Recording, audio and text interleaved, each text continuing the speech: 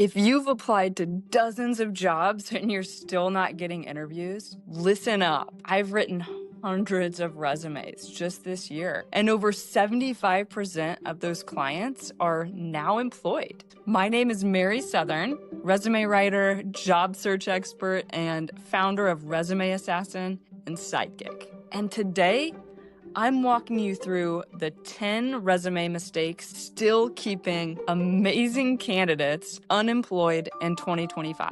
These outdated habits are absolutely sabotaging even the most qualified professionals, and I'm here to help you fix them. Stick around because I'm not just naming problems, I'm giving you clear, modern solutions backed by real success stories. Let's get into it. Okay, let's kick things off with the biggest outdated advice still floating around: the objective statement. If your resume starts with something like seeking a challenging position to grow my skills or looking for an opportunity to contribute to a dynamic team, it's time to let it go. Why? Because these statements focus on what you want, not on what you bring to the table. Hiring managers and recruiters do not care about your career goals right now. They want to know immediately why you're the best candidate. So instead, your resume should open with a strong, results-focused summary, sometimes called a professional summary or career snapshot, that showcases your unique value and grabs attention from the first line. So here's an example. Instead of a vague objective, say something like, data-driven marketing manager with 7+ years of experience, increasing engagement by 120% across B2B campaigns. Or certified project manager with a track record of delivering multi-million-dollar projects on time and within budget. This kind of statement tells recruiters two key things instantly: who you are and what impact you've made. It also sets the tone for the rest of your resume, making them want to keep reading. So here's another tip, you guys. Customize your summary for each job you apply to by weaving in relevant keywords from the job description and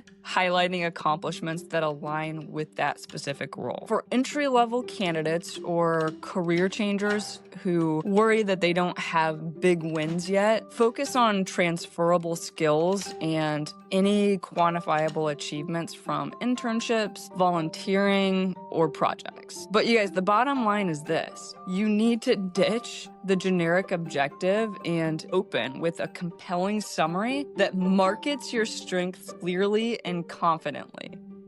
That small change can seriously increase your chances of landing interviews. Mistake number 2, sending out the exact same resume to every job. This is such a common trap. I see it all the time. And you might be thinking, why spend extra time customizing when I can just blast my resume everywhere? Well, here's the thing. Recruiters are trained to spot generic resumes instantly. So when your resume doesn't speak directly to the job description, it kind of feels irrelevant. It's like trying to sell a winter coat in the middle of summer. It's not happening. So instead, make your resume speak the language of the job posting. Look carefully at those key skills and responsibilities listed and weave those keywords and phrases into your resume, especially in your summary and skills sections. Here's an example. I worked with a client applying to Salesforce for a sales manager role. We tailored her resume to emphasize her experience with CRM platforms, pipeline management, and team leadership. It was exactly matching the job's requirements. Within 48 hours of applying, you guys, she got a call back. So even small tweaks can make this massive difference. Mistake number 3 is a classic: listing your job duties rather than what you actually accomplished. Employers want to know the impact you had, not just what you were responsible for. So instead of saying manage social media accounts, say grew social media engagement by 150% over 6 months, driving a 25% increase in qualified leads. When you tie your work to real results, you instantly prove your value. So remember, numbers catch attention. And stick in the mind really better than just those super vague descriptions. Continuing from that, mistake number 4 is having weak or no metrics at all. Sometimes clients tell me, I don't have any numbers to share, but I always ask, what improvements did you help create? How did your work make things better? Almost every role has measurable outcomes if you dig just a little bit deeper. Did you increase sales, cut costs, speed up processes? These figures strengthen your story and how you're result oriented. One of my clients, a project manager, wasn't sure what to quantify until we looked at project delivery times. By highlighting she reduced average project completion from 12 weeks to 8 weeks, her resume went from meh, super bland, to super compelling. Now on to mistake number 5, ignoring AI and applicant tracking systems.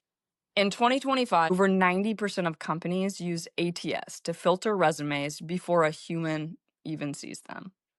If your resume is overly designed with columns, images, or unusual fonts, bots can't read them properly. And that means your resume may never make it to the recruiter's desk. Keep your formatting simple, you guys. Use clear headings, bullet points, and standard fonts. Also, use keywords from the job description. Sidekick, the AI tool I co-founded, helps automate this keyword matching to boost your chances. Mistake number 6 is burying your best achievements at the bottom or deep inside your resume. Remember, you guys, recruiters typically spend less than 7 seconds on a first glance. Put your most impressive wins right at the top in your summary or the first bullet points. So here's an example. One client had a $3 million deal they closed buried at the bottom of page 2. When we moved that to the top third of page 1,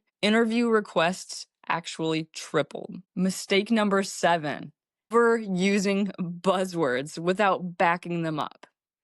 Words like hardworking, team player, or go-getter are so generic that they do not differentiate you. So instead of saying you're detail-oriented, show a concrete example. Identified and corrected a billing error that saved $30,000 annually. That is proof, and it sticks. Mistake 8 is skipping a dedicated skills section. ATS and recruiters love it because it quickly summarizes your qualifications. Make sure your skills section includes relevant software, certifications, and technical skills tailored to the job. If the job requires Salesforce, list it. If they want Python, list it. Having this section also helps your resume get past ATS filters that look for keyword matches. Number 9, including too much irrelevant information. I often see resumes cluttered with old jobs from 10 to 15 years ago that have absolutely nothing to do with the current role. Focus on the last 10 to 15 years and highlight roles and achievements that align with your career goals today. For example, if you're aiming for a product manager role, your part-time cashier job from college probably doesn't add value. And finally, mistake number 10, not updating your resume for modern job search trends. Resumes today are dynamic marketing tools, you guys. They're not static lists. So this means using action verbs, tailoring for each job, and integrating with your LinkedIn profile. Using AI tools like Resume Sidekick can help you stay ahead by generating optimized, customized resumes really quickly. So those are the 10 resume mistakes that are still holding you back in 2025. And now you know how to fix them. Visit resumeassassin.com. I'd love to help. And don't forget to like this video and subscribe for weekly career advice, podcasts, and insider hiring secrets. Feel free to join me on this journey. I'm excited to help you guys land your next opportunity quicker.